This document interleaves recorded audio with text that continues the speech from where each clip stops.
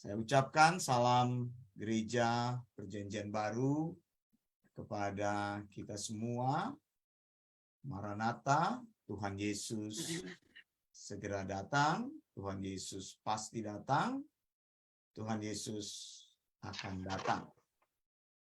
Saudara yang dikasihi Tuhan, ada pertanyaan penting yang harus kita jawab.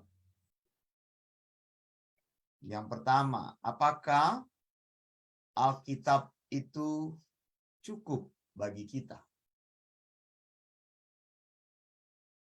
Lalu pertanyaan yang kedua, apakah Alkitab cukup bagi kita untuk mengetahui kehendak Allah dan apa yang Allah ingin kita lakukan dalam hidup ini? Kemudian pertanyaan yang ketiga, apakah Alkitab cukup bagi kita sehingga kita percaya untuk mencari firman Tuhan itu bagi kita? Tiga pertanyaan ini saya lontarkan kepada kita semua supaya kita memikirkan bersama-sama dan mempunyai sikap yang benar akan firman Allah. Nah, saudara yang dikasihi Tuhan, saya ingin katakan kepada kita, ada satu doktrin yang penting di dalam Alkitab, satu sistem pengajaran, ajaran sehat di dalam Alkitab yang mengatakan bahwa Alkitab itu cukup bagi kita semua. Artinya dengan berani, dengan percaya kita mau katakan bahwa hanya Alkitab saja yang saya percayai di dalam hidup ini. Mengapa, saudara?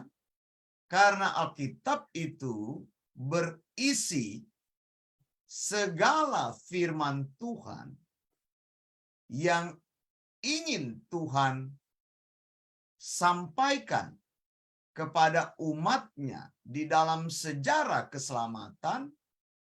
Dan Alkitab itu berisi segala sesuatu yang kita butuhkan untuk menyampaikan pesan keselamatan kepada kita, sehingga kita mempercayai Allah secara sempurna dan mentaati Allah secara sempurna. Ada tiga hal yang penting tadi. Pertama, Alkitab menyatakan keselamatan kepada kita.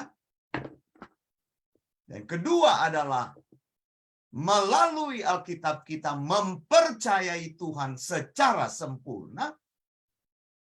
Dan ketiga adalah melalui Alkitab kita mentaati Allah secara sempurna. Artinya begini, bahwa melalui Alkitab saja kita mencari firman Tuhan itu untuk diri kita. Alkitab itu cukup bagi kita sehingga kita bersukacita di dalam wahyu yang disampaikan oleh Alkitab dan merasa puas dengan wahyu tersebut.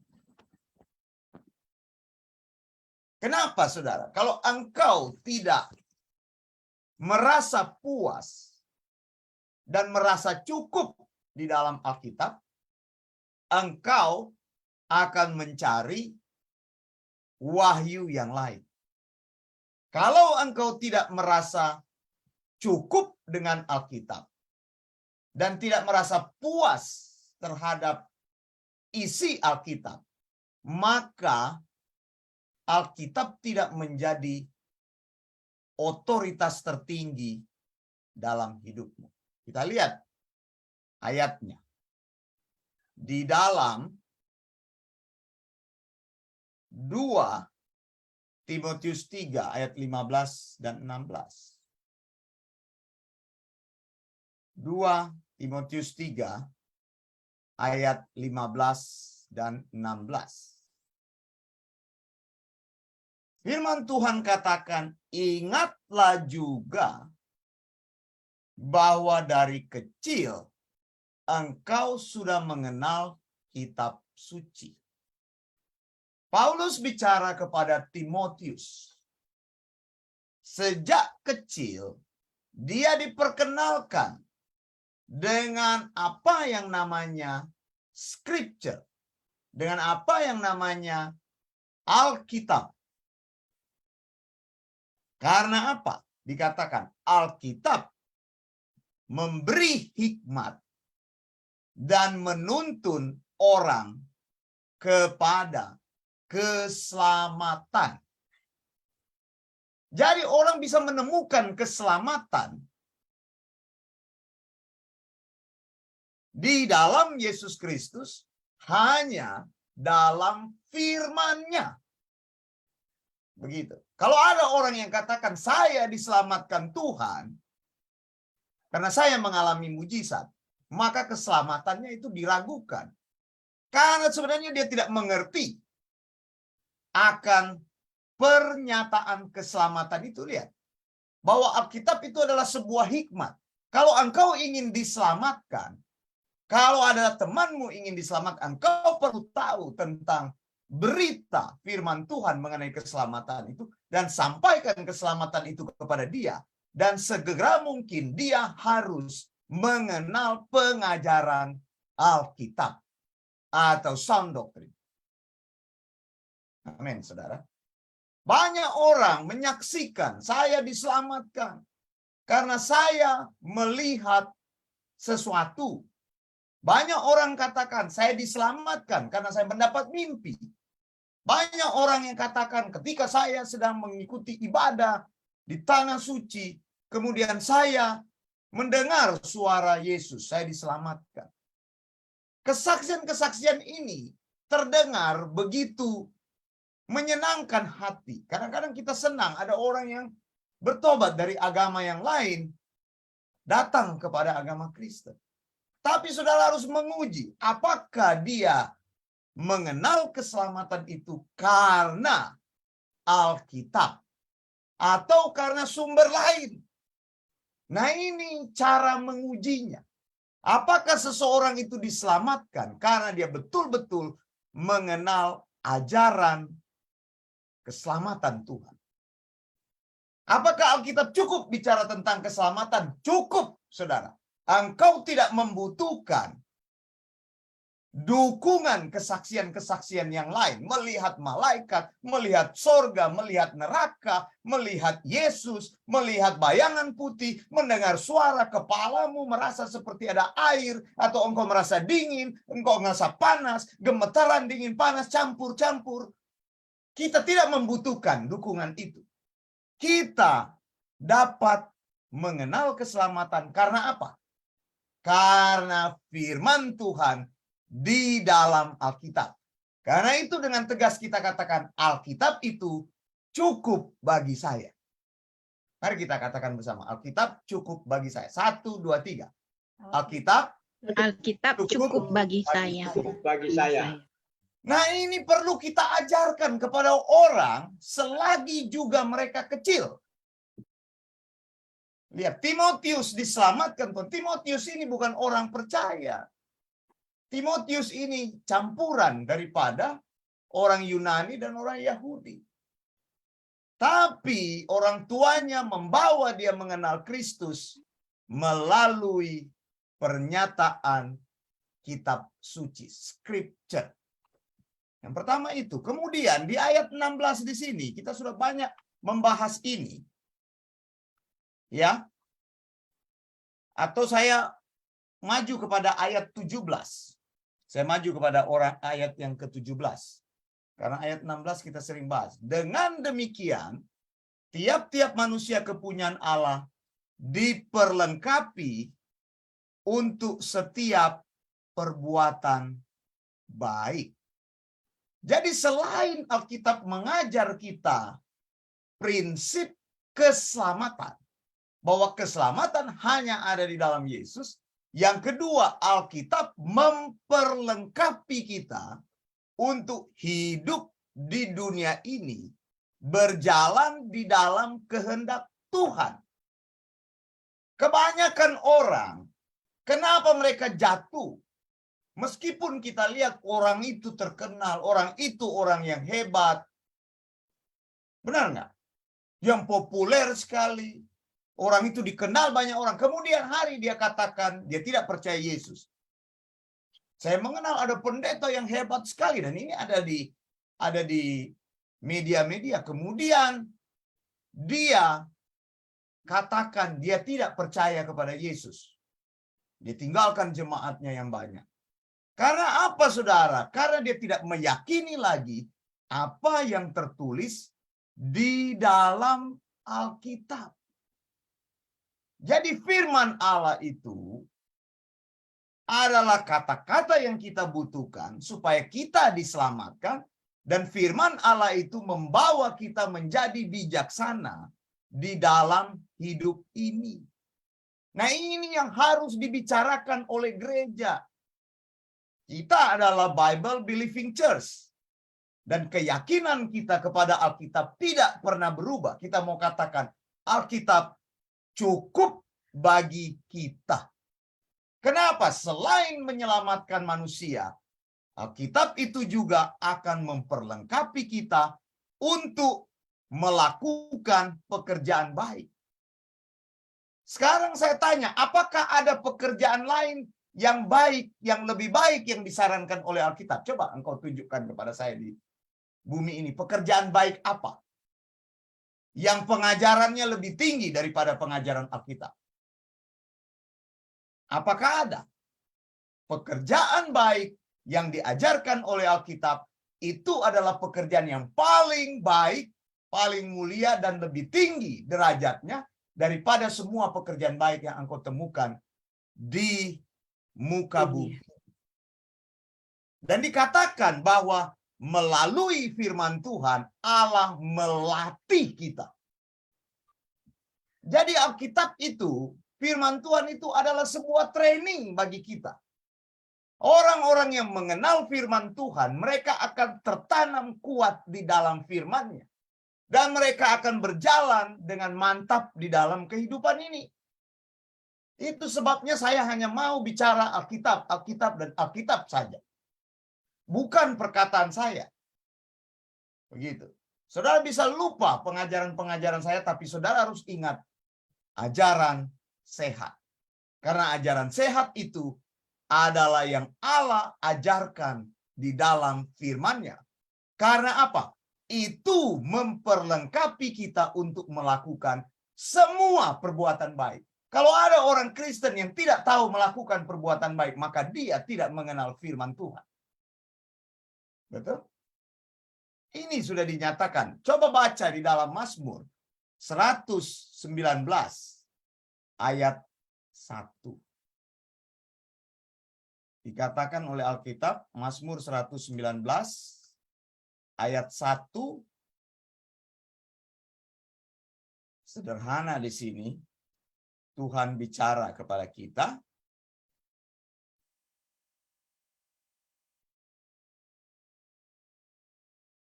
Saya akan share ayat ini.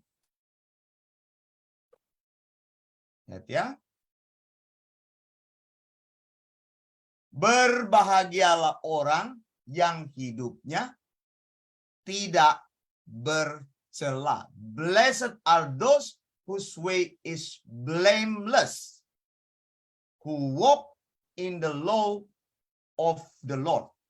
Yang hidup menurut Taurat Tuhan. Lihat di sini ada padanannya. Bahwa orang yang hidupnya tidak bercela adalah orang yang hidup menurut Taurat Tuhan. Sederhananya adalah apa? Apa yang firman Tuhan tulis melalui Alkitab akan mendorong kita untuk hidup berkenan di hadapan Tuhan. Amin, saudara. Jadi kalau engkau ingin berkenan di hadapan Tuhan, engkau perlu tahu ajaran sehatnya Tuhan. Begitu. Nah, orang Kristen kan banyak, saudara, di dalam hidup ini. Mereka gagal di dalam kehidupan mereka. Karena apa? Karena tidak pernah diajar ajaran sehat. Bisa melayani Tuhan, hebat melayani Tuhan. Betul nggak? Tapi apa? Mereka gagal di sini, hidupnya bercelah. Kenapa? Karena tidak menuruti ajaran sehat itu. Nah, saya mendorong kita untuk menaruh keyakinan kita hanya di dalam Alkitab saja. Supaya moral kita sempurna di hadapan Tuhan, maka yang kita lakukan tidak ada hal lain selain melakukan firman Tuhan. Itu sebabnya saya tidak setuju orang-orang seperti apa itu? Motivator dibawa ke dalam gereja. Pendeta-pendeta tidak mau belajar firman Tuhan, mereka hanya memotivasi orang. Mereka pikir motivasi itu yang mengubah hidup orang. Tidak bisa. Hidup orang diubah melalui apa? Firman Tuhan. Kalau kita hidup menurut ajaran Tuhan, berubah. Berubah, saudara. Banyak film-film yang mengajar moral orang bisa menjadi baik. Tapi apakah itu menjamin orang menjadi baik? Tidak. Kalau kita katakan Alkitab saja, maka Alkitab akan membawa hidup orang berjalan tidak bercela di hadapan Tuhan. Nah, orang yang berjalan tidak bercela di hadapan Tuhan, mereka akan melakukan setiap pekerjaan baik yang Tuhan harapkan dari dia. Ada amin, saudara? Jadi jangan ingat-ingat masa lalu, jangan ingat-ingat masa lalu. Yang sudah berlalu lewatkan. Sekarang lihat ke depan. Kenapa banyak orang jatuh? Karena tidak pernah diajar di dalam firman Tuhan, ajaran sehat. Dan tidak setia hidup di dalam ajaran sehat itu. Tidak meyakini bahwa Alkitab adalah satu-satunya firman Tuhan yang harus saya pegang. Ada gereja-gereja yang tidak setuju.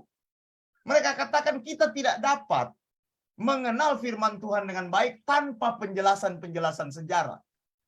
Sehingga mereka menambahkan, kita tidak bisa mendengar belajar firman Tuhan dengan baik tanpa psikologis menjelaskan tentang prinsip. Saudara bisa mencari prinsip-prinsip pernikahan di dalam Alkitab karena Alkitab membicarakannya. Saudara bisa menemukan prinsip mengajar anak dengan baik karena Alkitab membicarakannya. Bukannya prinsip mengajar anak itu mengalahkan Alkitab. Makanya orang undang psikolog bicara bagaimana mengajarkan cara membesarkan anak. Alkitab bicara. Begitu. Makanya kita tidak mendukung psikologi bicara untuk mengajar umat Tuhan. Umat Tuhan harus diajarkan oleh Alkitab saja. Dan ini adalah standar moral yang paling tinggi. Amin, saudara. Begitu. Amin. Jadi semua topik-topik itu ada di dalam Alkitab. Kita bisa menemukannya. Dan gereja Tuhan yang mengatakan Bible Believing Church adalah gereja yang mengatakan bahwa Alkitab cukup bagi kita.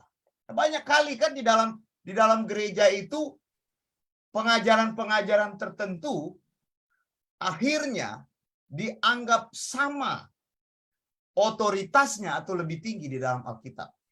Nggak usah jauh-jauh, di gereja Mormon itu mereka ada kitab sendiri untuk menjelaskan Alkitab. Dan akhirnya penjelasan itu menjadi lebih tinggi daripada Alkitab. Di gereja Advent juga begitu. Ellen White punya tulisan dianggap lebih tinggi daripada Alkitab. Ini contoh saja. Akibatnya terjatuh kan. Mempercayai ajaran orang ini lebih daripada ajaran Alkitab. Ketika saya ajarkan, mereka marah-marah. Gitu. Sampai sekarang di YouTube saya banyak orang marah-marah di YouTube tentang pengajaran yang saya hajar tentang orang Sabat. Ngomong macam-macam lah, saya tanya kebenaran Tuhan apa, nggak bisa jawab dia. Saya bilang kalau kamu bisa hadirkan pendeta Advent yang paling jago, ayo ajak debat dengan saya tentang Sabat. Mau nggak? Buktikan tentang. Nggak bisa dibuktikan karena Alkitab sudah membuktikan bahwa itu adalah pengajaran orang Yahudi. Ini cuma contoh, bukan kehebatan saya karena memang sudah ada di situ tertulis. Cuma orang gengsi meninggalkan karena apa? Karena tradisinya, karena ajaran gerejanya mengajarkan itu, jadi gengsi. Gengsi orang mengikuti ajaran sehat karena tradisi gerejanya mengajarkan itu. Contoh, penggunaan kata salom. Orang cuma salom aja, marah-marah kepada kita, tersinggung. Enggak? Cuma pengen mengucapkan salom aja, karena kita tidak mengucap. Apa salahnya? Saya bilang ya salah. Karena apa? Karena itu adalah Torah. Kita mengucapkan Maranatha, karena Maranatha itu pengharapan Tuhan. Sebenarnya sederhana. Tapi karena kita mensupport apa yang dikatakan oleh Alkitab, maka kelihatannya orang-orang yang tidak menempatkan firman Tuhan sebagai hal yang tertinggi, itu menjadi tersinggung. Begitu saudara ya. Jadi dari sini kita mengerti ya, bahwa bukan sejarah yang mengkoreksi Alkitab, tapi Alkitablah yang mengkoreksi sejarah. Bukan psikologi yang mengkoreksi Alkitab, tapi Alkitablah yang mengkoreksi psikologi. Bukan motivasi-motivasi yang mengkoreksi Alkitab, tapi Alkitablah yang mengkoreksi motivasi. Begitu. Kita banyak salah di dalam hidup ini. Kenapa? Karena kita terlanjur dulu berjalan di dalam ajaran-ajaran yang salah. Sekarang kita kembalikan fokus kita. Cara kita hidup di dunia ini. Bagaimana cara kita beriman kepada Tuhan. Tadi keselamatan dan bagaimana caranya kita dilatih di dalam perbuatan baik. Perbuatan baik apa? Tentunya perbuatan baik yang Allah inginkan. Jangan perbuatan baik yang dunia inginkan. Betul nggak? Kita punya banyak masa lalu dan punya banyak kegagalan. Kenapa? Karena kita sadar, kita gagal, kita tidak mendengar firman Tuhan. Mazmur 119 ayat 1. Kalau engkau berjalan menuruti Alkitab, maka hidupmu akan menjadi blameless. Moralmu benar di hadapan Tuhan. Amin, saudara. Tapi ini tidak gampang. Ini dibangun dari hari ke hari. Dan tadi dikatakan Paulus bilang kepada Timotius, sejak kecil. Begitu. Engkau membaca kitab suci. Mengapa? Karena dari situ kita meyakini. Nah, saudara, Alkitab tidak boleh ditambah-tambahkan. Betul nggak?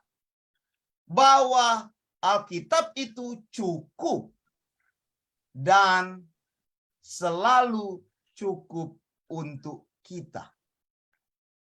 Apakah Tuhan bisa berbicara lagi dan menambahkan sesuatu? Bisa Tuhan bicara dan menambahkan sesuatu. Tapi kita tidak boleh menambahkan apa yang sudah Tuhan nyatakan kepada kita. Saya menyinggungnya kembali ayat tersebut. Coba lihat. Ulangan 29 ayat 29. Nah, saya ingin mulai kita setiap mendengar firman, kita mengambil satu bagian firman dan menghafalkannya. Karena itu akan menjadi kekayaan kita. Gitu ya. Jadi tidak ada tugas menghafal firman, tapi Anda sendiri yang akan membawa firman itu masuk di kepala Anda. Amin ya. Jadi kalau dulu kita suruh kasih hafal ayat begitu. Tapi agak berat kalau sudah tua hafal-hafal ayat.